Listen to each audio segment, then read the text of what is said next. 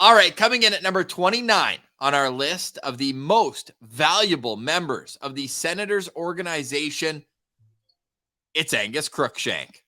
Crooker, our guy, friend of the show, and my God, did he have an amazing season with some good health. He played in all but one game in Belleville, and he made it count, Ross, that's for sure. He led the team in goals with 26. He had 21 assists, 47 points in 71 games, and he was a stud for that offense. He also led the team in power play goals, 12, tied with Yarventi, and led the team in shots with 188. I went through his game logs, Ross, and there was only 7 games out of 71 that he went without a shot. So Crooker, his idea was, let's get pucks on net, let's put the puck in the net, and he was pretty successful at that.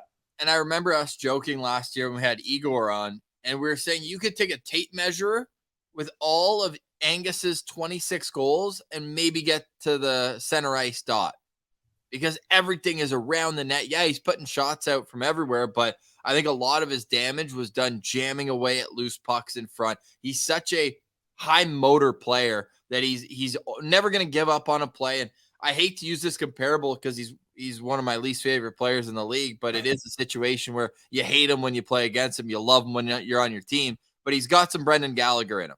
And I think I say that in a complimentary way where he's not going to be denied to get into the dirty areas. And I think I appreciate that about him, especially at his size, under 6 feet tall, but he's not scared of anybody. You could tell that from the COVID season, right? There was that picture. I don't know if it was Logan Stanley or one of those mutants in Manitoba. And it's like him looking up at him with just the biggest grin on his face, right? Ready to go and not worried about a thing. So I think Angus took a lot of strides on the defensive side of the puck after Christmas as well. I know that Troy Mann sat down with him. David Bell did as well when he took over.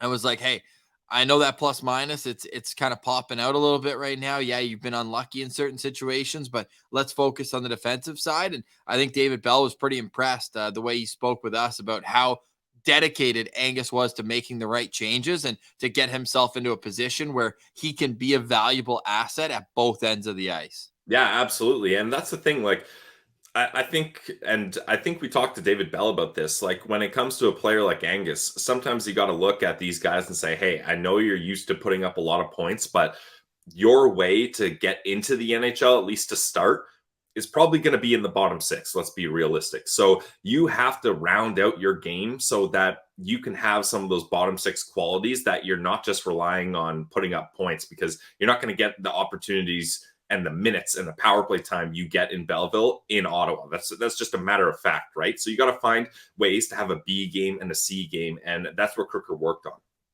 Oh, yes, he did. And he just makes me smile the way, like, his intensity is, I think, something that's, what do you call it? Transferable to his teammates. There's a word I'm looking, contagious. There you go.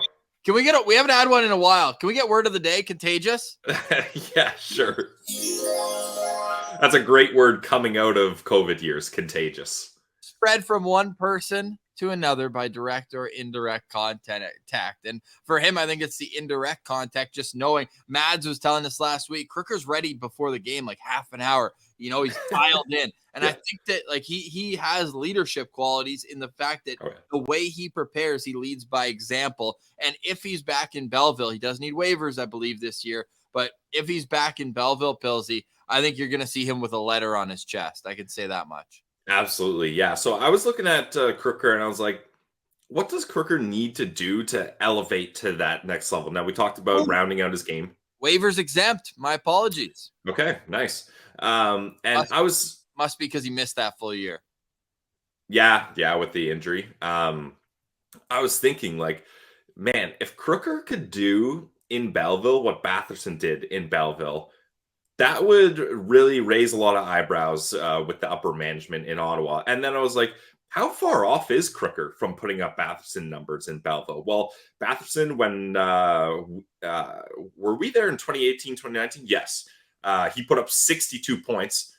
So Crooker with 47, not that far off. And then the other year he was in Belleville, 54 points. So it's not that crazy for if Crooker has another good season and elevates and gets into the high 50s, like gets another 10 points, which I think he could do. he's putting up Batherson-like numbers in the AHL, and I think that would really go far for him to getting a shot at playing in the NHL at some point. I really hope it's sooner than later. That guy's first lap is going to be electric, and we've been following him since his draft and his time at the University of New Hampshire, and he's been a longtime friend of the show. And I just appreciate the mindset and the calm demeanor that he has off the ice. I think he's an amazing interview, great guy. Just and I got a chance to spend a little bit of time with them when they were in Manitoba. Just walking to and from the hotel. So when you're looking at what Angus brings to a team and a locker room, everybody needs that type of player. It's he needs to just beat out someone for their job, because right now he's on the outside looking in terms of being waivers exempt and being able to go back down. And the organization can almost use it as a excuse or a reason, saying, hey, you missed that full year. I know you played all last year, but let's keep you on the right track, and slow and steady wins the race. Because let's remember, Angus has been in the organization for a while. He was a 2018 draft pick, 10 years Brady Tkachuk. So it's year 7 for him right now. But I do think that, the long road does pay dividends when you get there. And I do see an NHL future for Angus. Math guy, 2018 to 23 is 5 years.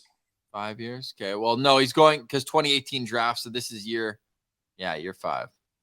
Yeah, not a math guy. And we're rounding up for our buddies. If you're a friend of the show, we'll round up for you. You're dang right, we will. Angus Crookshank comes in at number 29. That's up 2 spots from where he was last year. He was 31 last year, 30 the year before, and 45th before turning pro. So it's been an upwards trend for Angus Crookshank.